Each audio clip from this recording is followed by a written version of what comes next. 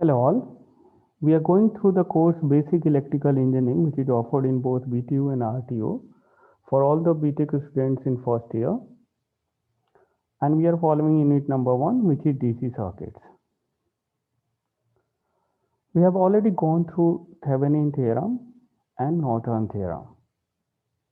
In this lecture, we'll learn how to calculate value of RTH, that is a Thevenin resistance, or Norton resistance if there are dependent sources in the circuit.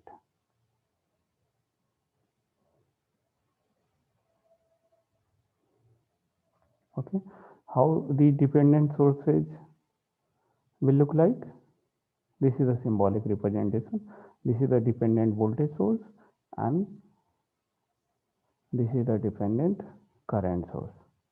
Dependent means its value is not constant or fixed. Its value is going to depend on some other quantity, like this may be 5I, and I is the current through a particular element within the circuit. Similarly, this could be 4V. It means its value is 4 times of V. V is the voltage across a particular element in the circuit. So it can be any dependent sources, voltage control, voltage source, current source, or voltage control, current source, or current control, voltage source. So it could be anything. So if there are dependent sources in the circuit, so whatever methods we have learned to calculate Thevenin resistor or Norton resistor, that is not applicable. We have to follow the new set of rules to calculate this value. So firstly, see what we have to do in case of Thevenin equivalent circuit. So in the step number 1, we have to calculate VOC, open circuit voltage, which is Thevenin voltage. And the procedure to calculate Thevenin voltage will remain same. It is not going to change. It will be same as what we have discussed in the previous lecture. Now, short circuit the load position as we do in case of Norton equivalent to find out ISC. So short circuit the load position and then after calculate the short circuit current. Okay. And what will be the RTH? The Thevenin resistance will be equal to VOC upon ISC. Just reverse we are going to do in case of Norton equivalent. In case of Norton equivalent, we have to calculate firstly ISC. That means what we have to do? Firstly, remove the load, short circuit it, and try to find out how much would be the short circuit current. And that short circuit current is typically the Norton current. And the procedure to calculate this Norton current will remain same as we discussed in the previous lecture.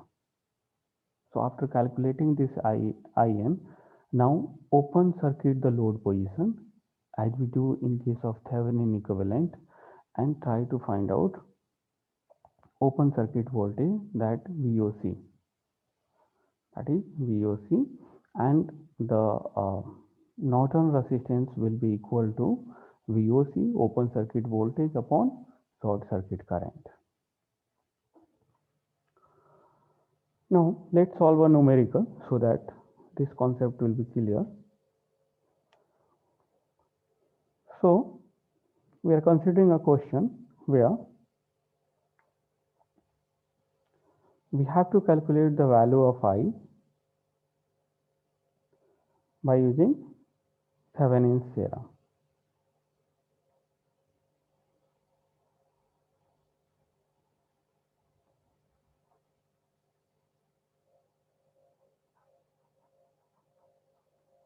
Okay, and what is the given circuit? The given circuit is having a independent voltage source which magnitude is equal to 160 volt, and then it is connected with a resistor of 40 ohm. Here we have another resistor and value of this resistor is equal to 120 ohm. At this place we have two elements connected in this manner. One is current source and direction of dependent current source, and direction of this dependent current source not in this way, just opposite way. Yeah, this is the direction of dependent source. This is the direction of dependent source, and what is the magnitude of it?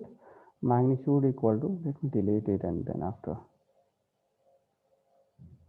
I will correct. Okay, so this is the direction of dependent current source, and magnitude of this current source is 2I1. Okay, and here we have another resistor, and the value of this resistor is 30 ohm, and the current through this 40 ohm resistor is I1, and this current source, dependent current source, depending on this I1 value. And finally we have a load, and the value of this load equal to 75 ohm. 75 ohm. Okay, and this is the current I, which is the load current that we have to determine, and this we have to do by using Thevenin's theorem. Okay, so firstly let's calculate the Thevenin voltage. Okay, calculation of VTH, Thevenin voltage calculation. Okay, so we know that to calculate the Thevenin voltage, the first step is remove the load. That means we have to remove this load and we have to give the name of this terminal.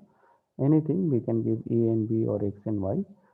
So let me draw the same circuit over here after removing the concerned load. So this circuit will look like this one. This is 160. Obviously it is in volt. This is 40, and this is 120. This is I1, and here we have two elements, one dependent current source, and it is in parallel with a resistor. And now I have removed the load and I am giving the name of the terminal A and B, and I am saying this is the open circuit voltage VOC, and this VOC will be equal to VTH. This is the 30 ohm resistor, and this is the 2I1. Okay, since we have to find out the voltage, and here we have a current source with although it is dependent current source, but it is current source and with parallel resistor. So easily I can convert that into voltage source with series resistor by using source transformation. So the moment we'll do it, it will be easy for us to do the calculation of this VOC. Okay, so we can write over here the same circuit will be equal to 160, this is 40, this is 120, okay, 120, this is 40, and now what will be the direction of dependent voltage source? So positive polarity will be this side and negative polarity will be this side. Why? Just by looking on the arrow direction. Okay, and there will be a series resistor, and what will be the value of this series resistor? 30 ohm. Okay, and what will be the value of this dependent voltage source? So 30 I into R. So what is the I? 2I1 multiplied with 30. So this is going to be equal to 60I1. Okay, and this is VOC.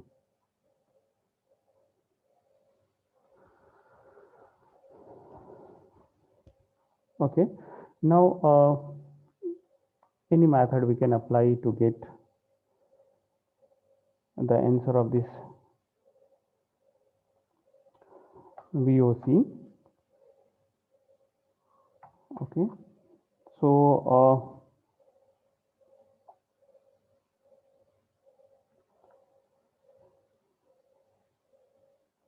apply which rules we are going to apply. Let's see, we are applying nodal analysis. Okay, through the nodal analysis we are going to find out the value of VTH.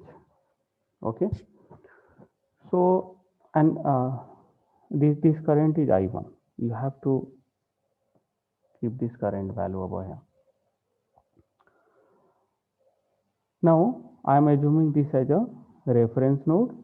Just to apply the nodal analysis, I am saying this node as node X, this node as node Y, and this node is OC. Okay, and that's why its voltage is VOC. Okay, the voltage of this Y node will be Vy and the voltage of X node will be Vx. Okay, so at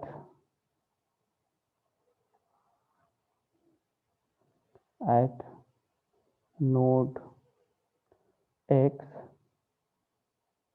what we can write?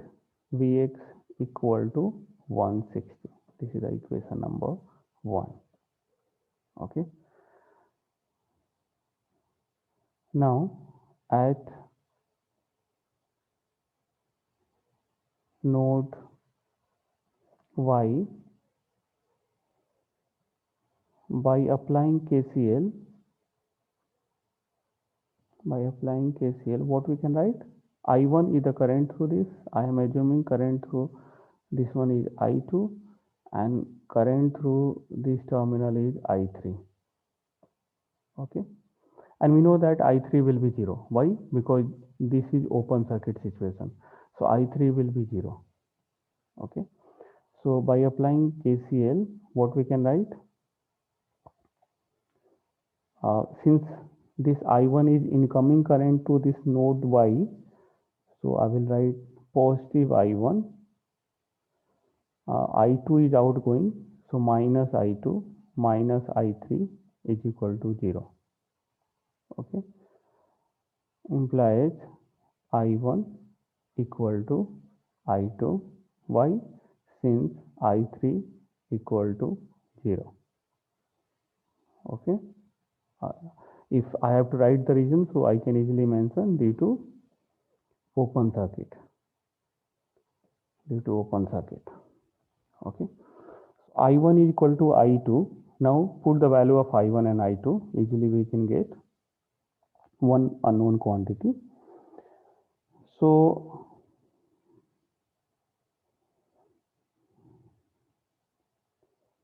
we can write implies 160 minus this node voltage Vy upon 40.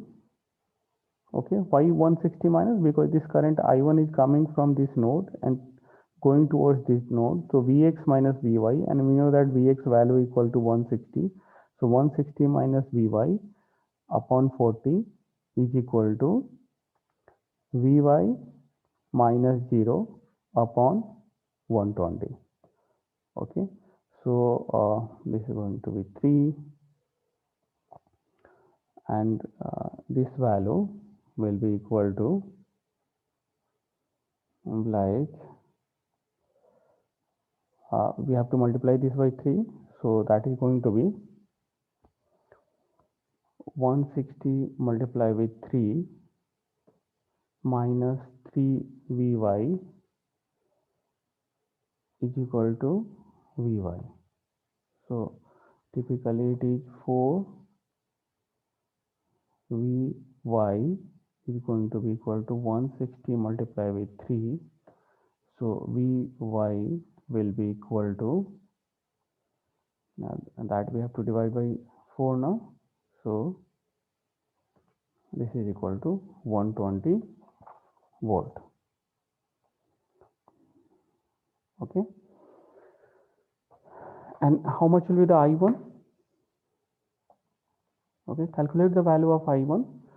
So I1 will be equal to I2, and which is equal to what? Vy upon 120. Okay, so what is the value of Vy? Now we got the value of Vy, and this value equal to 120. So this is 120 upon 120. That means value of this uh, I1 current will be, or I2 current will be equal to 1 ampere. Okay, now after this, apply KVL in this loop. Okay, apply KVL in this loop. So what I can write? By applying KVL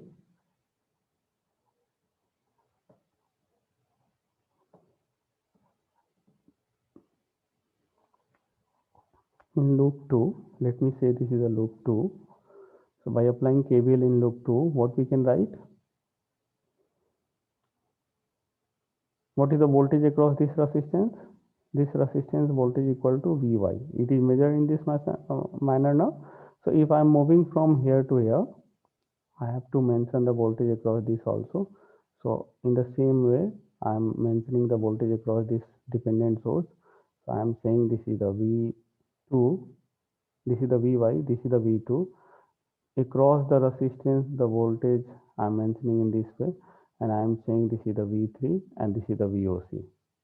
Okay, so by applying KVL, easily I can write minus of Vy. Okay, and here since I have written minus plus, okay, let me choose some other color so that it will be visible. Okay, so this is minus and this is plus. This is plus. This is minus and this is plus. Okay, here plus minus already mentioned. So minus of Vy, here we have a sign minus. So minus of Vy minus V2, okay, minus V3 plus VOC is equal to 0. Okay, so minus Vy equal to what? 120 minus V2 equal to what? 60 multiplied with I1. What is the value of a 60? A value of I1? 1. So 60 multiplied with 1.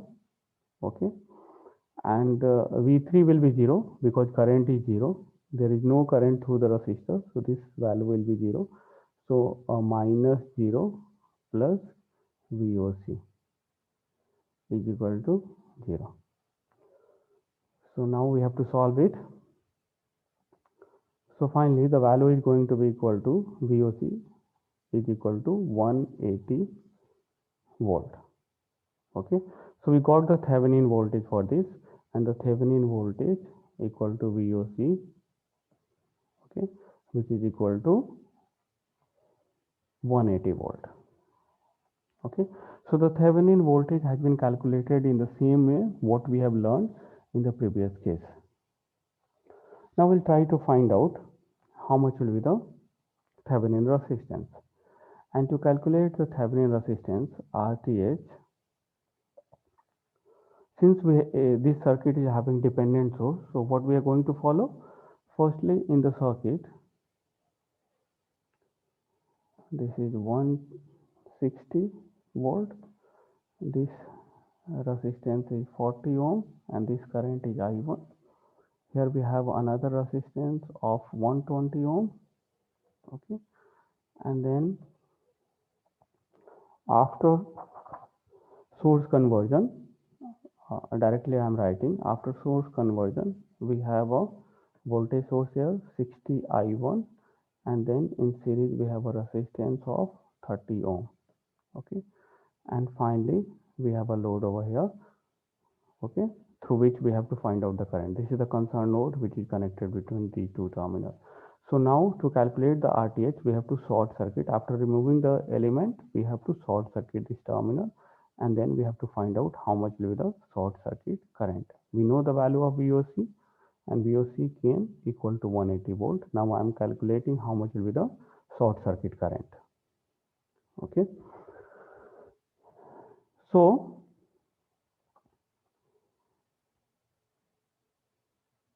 we can apply mesh current in this easily, because whatever current is passing through this wire, I can assume the mesh current in this loop.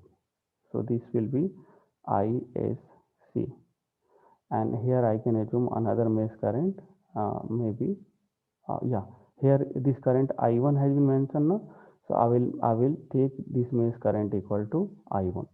So whenever in mesh analysis method, whenever we are having a known current or any named current in a particular branch, I can assume the current within that mesh equal to that value. Like here we have I1 current which is going through 40 ohm resistor. Okay, so I can assume within this mesh the current will be I1. Here ISC is passing through this short circuit branch, so I can assume the mesh current equal to ISC. Now in a slightly different manner, we are going to write the equations for this mesh analysis method. Since we are mature with the method, so now we are able to write directly. Okay, so we do not have to write KVL equation. What will happen, KVL equation, and then after with the help of Ohm's law we are going to replace those values. Now we'll write directly the equation. So for mesh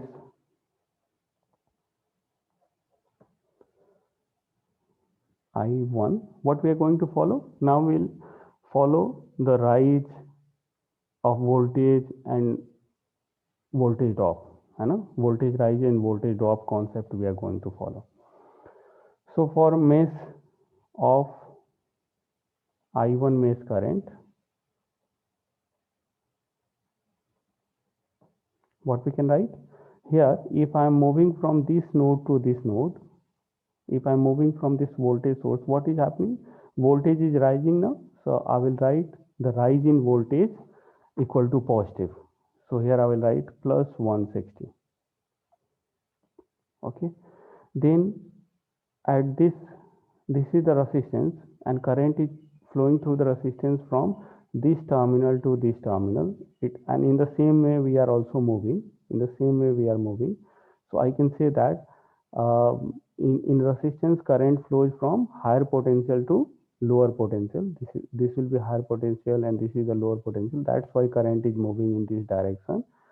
And so I will say that this is the voltage drop situation, since I am moving from higher potential to lower potential. And so what I will write this as drop हो रहा है, so we have to write negative sign, and then I will write how much current is passing through it, I1, so I will write 40 times of I1. Okay, now in this 120 ohm resistor, this is the value of this resistor is 120 ohm. I will assume that current is coming, since we are in the loop mesh I1, so I will assume that current is coming from top to bottom in the same clockwise direction. Okay, so I will write minus, since in resistor, for the resistor you have to write minus, and for voltage source you have to check how I am moving. If I am moving from minus to plus, that means lower potential plate to higher potential plate, then it will be voltage rise. If I am moving opposite, then it will be voltage drop, and wherever it is voltage drop, you have to put negative sign with that. Okay, so this is going to be 120 resistance value, and now I will assume this I1 is greater than ISC. So net current through this resistor is downside, that means it is voltage drop situation. I will write with minus sign, and I1 minus ISC will be the net current. This is going to be equal to 0. Okay, so if we'll simplify this, so this is, I'm taking this to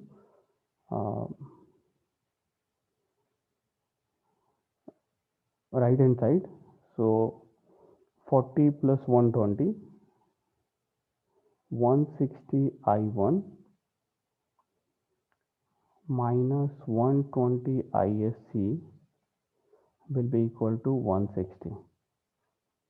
This is the equation number 1. 40 plus 120, that is going to be equal to 160, and this is 160 I1, and this minus 120, if I multiply with minus ISC, so it is going to be positive, and I am taking it to right hand side, so this will be negative. So minus 120 ISC, this will be equal to 160. So this is the equation number 1. Now for mesh having mesh current ISC, what will be the equation? Now I am moving from this side, and in a direction of this mesh current I am going to move. I have to move in a mesh current direction. So here, since current is passing through this resistor in this way, and net current I will assume it is going from bottom to top. Okay. So what is the net current? And in resistor it would be voltage drop. If I move from this in the direction of this mesh current now, so through the resistor we just have to understand that it is voltage drop, so I'll put negative sign, and then after value of resistor, and I will assume that ISC is greater than I1, so net current is going in the same direction what this ISC is having, and so minus 120 multiply with ISC minus I1, and then here we are moving in this direction now. So we are moving from lower potential plate to higher potential plate. So this is the voltage rise. So I will write plus 60 I1. Okay.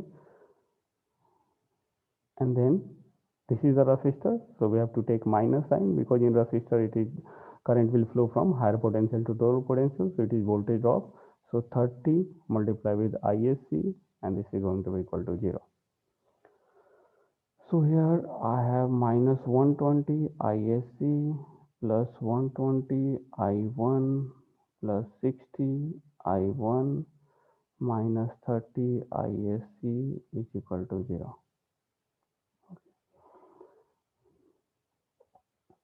So this is going to be 120 plus 60. How much?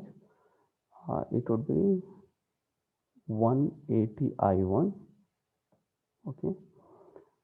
Minus 150 ISC is equal to 0.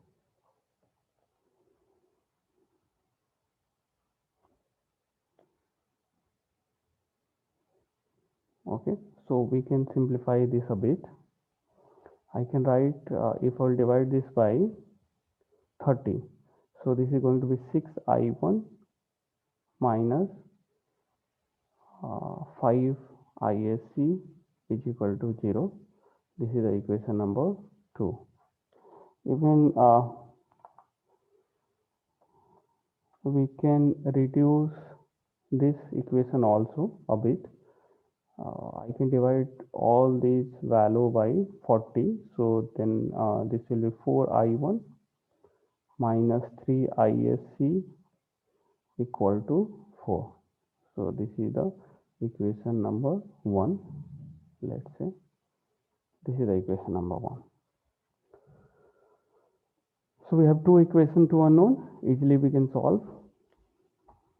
Okay, and after solving from this place, I am trying to find out how much will be the value of I1. So I1 will be equal to 5 by 6 ISC. Okay, so now I am replacing this value to the equation I1. So from 1, what I can write? 4 multiply with 5 upon 6 ISC minus 3 ISC is equal to 4. Okay, so this is going to be 10 upon 3 ISC minus 3 ISC equal to 4. Okay, here we have a space, so in this space we'll try to solve it. So this is going to be 10 IS minus 9 ISC, or at all places it is ISC. Okay, so 10 ISC minus 9 ISC, I have taken LCM of it, and then after this is going to be 4 multiplied with 3. Okay, so ISC will be equal to 12 ampere. Okay, this 10 minus 9, that is going to be equal to 1, so ISC will be equal to 12 ampere. Okay, so how much will be the RTH? RTH will be equal to VOC upon ISC. So value of VOC equal to 180 and value of ISC equal to 12. So this is going to produce 15 ohm Thevenin resistance. So finally this circuit will become, the Thevenin equivalent circuit will be